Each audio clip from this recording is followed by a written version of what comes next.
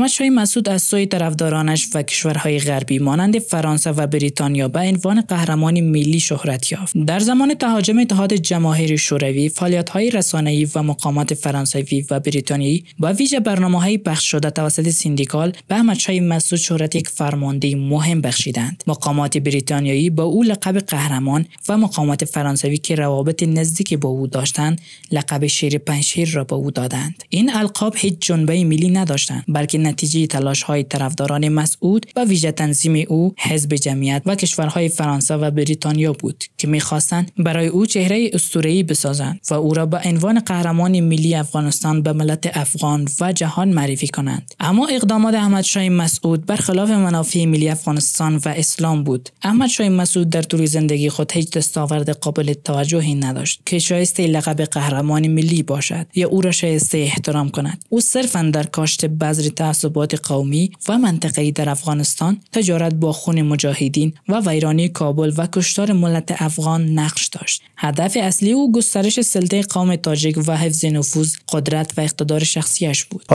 مسعود یو جنگ سالاره، توپک سالاره، د ملت قاتل، د ملت دښمن، د خاورې د تجزیې دپاره هغه پلانونه چې د په سر کې درلودل د هغه عملي کول او یوه ډله وټپله ځان ته جوړول او هغوی په عروج د قدرت باندې رسول، دا د مسعود صفات و.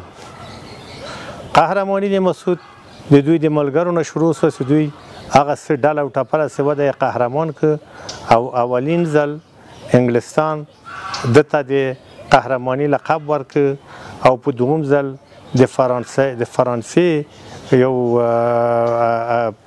دستگاه د استخباراتي و صدت د مارشال ټیټو لقب ورکه چا او د شیر